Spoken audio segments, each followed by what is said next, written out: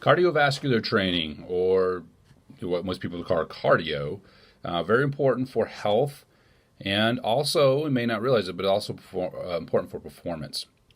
So what I provided in this menu here, and just some advice, is first, recommendations on what are the minimums for health and wellness.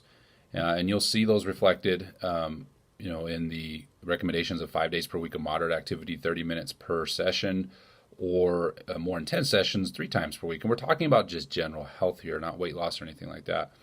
What I would encourage you guys to do, if you haven't been doing anything, is even one day makes a difference. So one day of 10 minutes, if you haven't been doing anything, walking on a treadmill can make a difference. So don't just say, hey, I can't make those recommendations, so I'm just going to not do any of it. Avoid that mentality, even as you may make those recommendations for 4 months and then fall off the wagon for 2 or 3 weeks.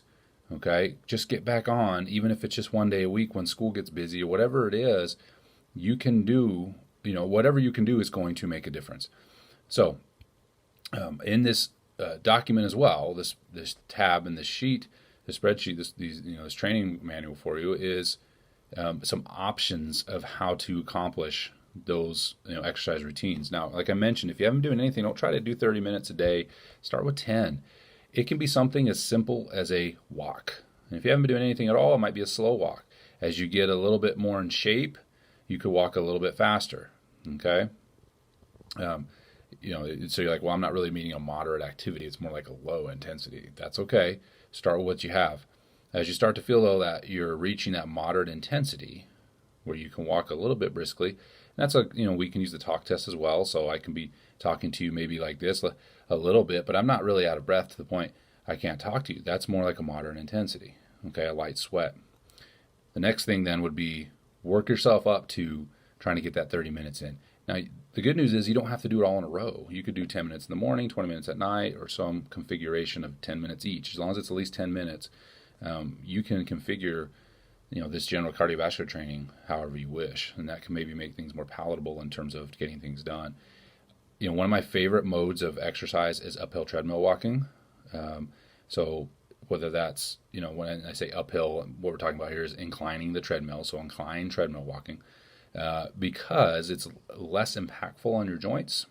It's not as uncomfortable as running, and you still can raise your heart rate significantly by doing that. And so, I would encourage you, again, as you're looking through these modes, don't get in this mindset you have to run or suffer or whatever it is. We're just talking about general movement that you can choose, whether it's a stair step or walking or swimming or whatever you like to do. Just do it for 30 minutes as the ultimate goal. Again, thinking about maybe you don't have 30 minutes in you just yet. 10 minutes may be what you start with. Okay? So look through the menu. Again, there's a lot of options there. The more intense the exercise routines, for some of you like maybe to work out at a higher intensity, again, that means that you can work out for less time. And so you can, the recommendation you'll see there's 20 minutes, 3 days a week. That just shows you the scale, right? The harder you work, the less you have to do in terms of duration of time. So start with your app. Be consistent. Even if it's just 2 days a week, that's going to be a big deal. Now, that's for health. The other part to keep in mind is what we're talking about here. What really makes it so this exercise is beneficial health is blood flow, just pushing blood around. And so if you'll buy into this exercise routine, you're not only going to improve your health, but you're going to improve your performance, because blood flow also goes to your brain, and that improves cognitive function. We have research literature to support this. School systems that have adopted an exercise routine. We use this in classrooms that where there's students that are having a hard time focusing.